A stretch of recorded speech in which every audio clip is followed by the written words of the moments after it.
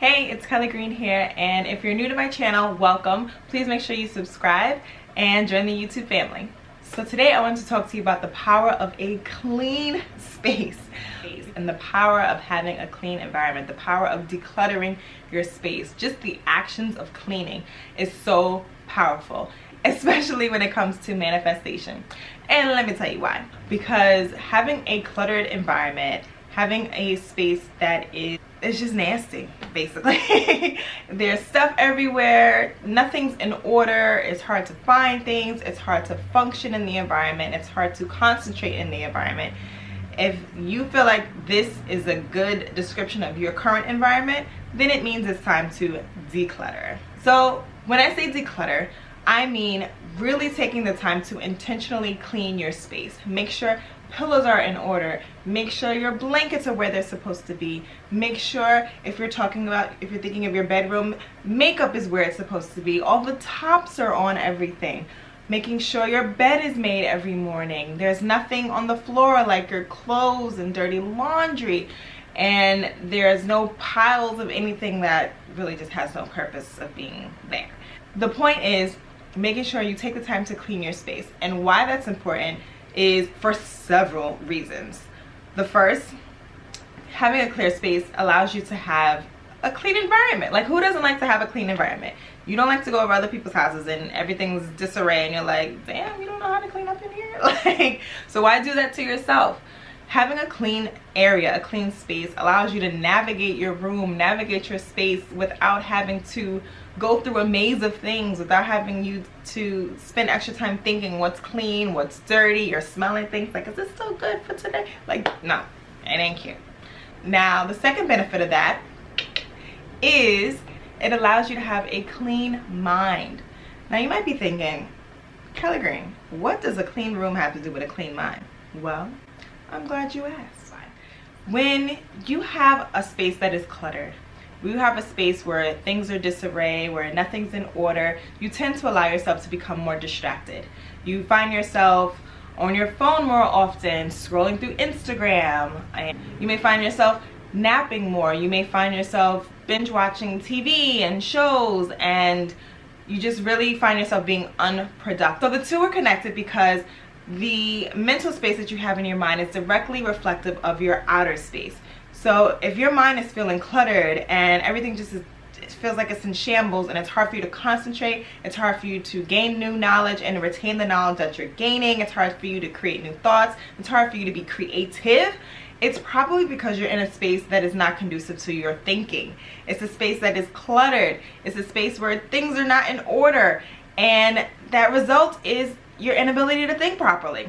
But when you clean your space, when you take the time to be intentional about how you want your environment to look and feel and be, you allow your thinking to be improved as well.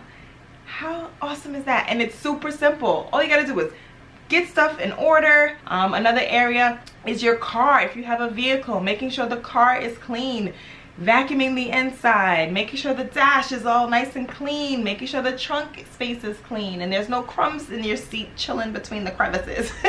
Like, make sure your space is clean, your living area. My mother always says you never know who's gonna stop by. And yeah, it's 2019, almost 2020, depending on when you're watching this. And you're probably thinking, ain't nobody coming over without texting or giving me a phone call first. But still, you just never know. Older family members might be in the neighborhood. That's what they used to say, right? Girl, I was in the neighborhood and I figured I'd stop by. But anywho, make sure your space is welcoming, not just for your family members or unexpected friends, but for yourself. Like, how good is it to be in a space that is clean? It smells good. You know where everything is. It's comfortable. Oh my gosh. So make sure if you don't do anything else today, tonight, depending on when you're watching this, take the time to clean your space. Take the time to put things in order and then enjoy that environment. Declutter your space so you can open your mind to new things, new possibilities, new availability to manifest the things that you want.